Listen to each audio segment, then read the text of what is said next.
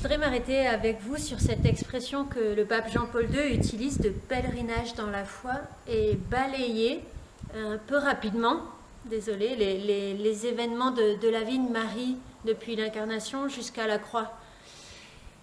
À l'incarnation, l'ange a tout dit à Marie de sa vocation. Elle n'en saura jamais plus, mais elle le saura toujours mieux. Elle va grandir dans la connaissance de ce que le Seigneur, par la voix de l'archange, lui a révélé. Et cette connaissance sera progressive jusqu'au jour où elle connaîtra la plénitude de sa vocation sans ombre, dans la pleine lumière, dans la gloire du ciel. Tout le dessein bienveillant du Seigneur lui a été révélé, pour elle et pour l'humanité, comme elle le chante dans son Magnificat en allant voir sa cousine Élisabeth. Mais sa conscience et sa compréhension ne vont pas cesser de grandir au cours des événements de sa vie, et notamment déjà dans les événements de l'enfance de Jésus. Il semble, dans les événements de l'enfance racontés par Luc, dans un climat de joie, d'allégresse vraiment, que Marie va de Pentecôte en Pentecôte. Déjà avec Élisabeth, où l'Esprit Saint est à l'œuvre, la précède vraiment, marche devant elle, précède les pas de la Vierge. Et puis aussi à la Nativité, d'abord avec les bergers, et enfin les mages qui débarquent dans la grotte de Bethléem, dans l'étable. Et enfin au temple avec Siméon, où là cette joie se teinte de gravité, et Anne, qui sont portés par l'Esprit et qui annoncent la délivrance de Jérusalem. De Nazareth, de cette vie cachée à Nazareth, nous savons bien peu de choses. Deux, trois versets dans l'Évangile qui nous disent que Marie conservait soigneusement tous ces événements dans son cœur. Marie se met à l'école de son fils. C'est le cardinal Bérulle qui disait « La vie de la Vierge est une vie de silence qui adore la parole éternelle. » Marie est plongée dans ce silence où tout devient parole. À l'école de l'Esprit Saint, Marie se met à l'école de son Fils, à l'école de Jésus.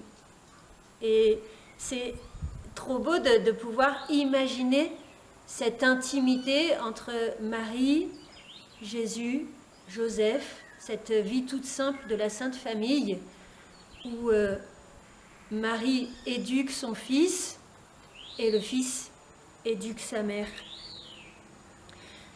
Cette école pour Marie de Jésus, c'est vraiment l'école de la kénose. Et déjà, Marie entre avec son fils dans cet abaissement, dans ce dépouillement. De la prophétie de Siméon, l'épisode du recouvrement au temple de Jésus, perdu puis retrouvé au temple de Jérusalem, se fera comme un écho. Siméon annonçait à la Vierge qu'un glaive lui transpercerait le cœur, et c'est déjà le glaive de la parole à travers son fils qui n'a encore que 12 ans qui vient transpercer le cœur de la mère quand Jésus dit « Pourquoi me cherchiez-vous ? Ne saviez-vous pas que je dois être aux affaires de mon Père ?» Cette parole pénètre le cœur de Marie et c'est déjà une annonce voilée de la passion. Marie réentend et apprend que son fils, avant d'être son fils, est le fils du Père. Et elle ne va cesser tout au long de la vie publique d'aller de dépouillement en dépouillement. Mais avant de contempler justement cette vie publique de Jésus et l'école à laquelle il soumet sa mère, un petit détour par saint Thomas qui est éclairant. Saint Thomas dit « Avant qu'un don soit donné, il appartient au donateur. » C'est logique. mais quand il a été donné, il appartient en propre au bénéficiaire. Avant qu'un don soit donné, il appartient au donateur. Quand il a été donné, il appartient en propre au bénéficiaire. Ce qui veut dire que le Fils, qui est don du Père, devient don de Marie. Marie va apprendre à donner son Fils. Elle va avoir pour son Fils des entrailles divines. C'est à elle qu'il revient de mettre son Fils au monde, de donner le Fils du Père au monde. Sa maternité devient véritablement et de plus en plus divine, puisqu'elle est appelée par l'Esprit à livrer son Fils de la même manière que le Père. Jésus dira: ce qui est né de la chair est chair, ce qui est né de l'Esprit est esprit. Et Marie va apprendre à naître d'en haut de plus en plus, et son amour pour son Fils va se purifier au fil des jours à l'école de Jésus lui-même. L'Esprit inspire Marie, la pousse, la travaille au plus profond du cœur pour qu'elle vive de plus en plus sa maternité dans l'amour de Dieu. Elle entrevoit que son Fils est d'autant plus son Fils qu'il est le Fils du Père. Elle entrevoit que son Fils est d'autant plus son Fils qu'elle le reçoit comme don du Père et non pas simplement comme fruit de son sein. Et elle entrevoit aussi que son Fils est de plus en plus le sien quand elle le donne de plus en plus et s'en dépouille de plus en plus et l'offre de plus en plus. Elle est vraiment à l'école de l'amour. Marie entre pleinement dans cette volonté de Dieu de donner son Fils au monde. Elle va de dépouillement en dépouillement et elle se laisse petit à petit déposséder de tout l'humain de sa maternité, de tout ce qu'il pouvait y avoir d'exaltant à être et d'enthousiasmant à être la mère de Dieu. Elle se fait véritablement la disciple de son Fils. Et à Cana, quand Marie dira « Tout ce qu'il vous dira, faites-le », sa parole est vraiment l'écho de la parole du Père qui disait « Celui-ci est mon Fils bien-aimé, écoutez-le ». Marie a vraiment les entrailles du Père pour ce monde. Et cette parole-là, faites tout ce qu'il vous dira, Marie la vit elle-même en première personne. C'est saint Augustin, quand il commente l'évangile où Jésus dit « Qui est ma mère et qui sont mes frères ? Voici ma mère et mes frères, ceux qui écoutent la parole de Dieu et qui la gardent. » Et saint Augustin dira « Est-ce qu'elle n'a pas fait la volonté du Père, la Vierge Marie ? Elle qui a cru par la foi, qui a conçu par la foi, qui a été choisie pour que d'elle naisse pour nous le salut parmi les hommes, qui a été créée par le Christ avant que le Christ ne fût créé en elle. Elle a fait absolument la volonté du Père, Sainte Marie. Et c'est plus pour Marie d'avoir été la disciple du Christ que d'avoir été la mère du Christ.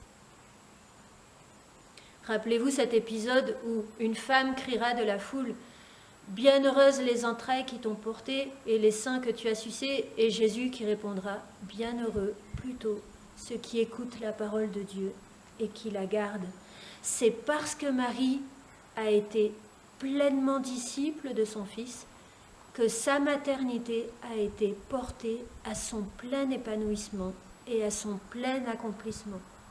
Elle a enfanté le Fils en le donnant au monde, et chaque jour de plus en plus. À elle, en première personne, à Marie en première personne, nous pouvons appliquer au pied de la croix ce que le Seigneur promettait à Abraham lorsque Abraham lui avait sacrifié son fils Isaac. Genèse 22, 16. Je le jure par moi-même, parole du Seigneur, parce que tu as fait cela, que tu ne m'as pas refusé ton fils, ton unique, je te comblerai de bénédictions. Je rendrai ta postérité aussi nombreuse que les étoiles du ciel et que le sable au bord de la mer. Et ta postérité conquérera la porte de ses ennemis. Par ta postérité se béniront toutes les familles de la terre, en retour de ton obéissance. Alors, mettons-nous vraiment à l'école de Marie, vivons nous aussi ce pèlerinage dans la foi. Entrons sans peur dans la confiance, dans l'espérance. Marie est celle qui a espéré contre toute espérance.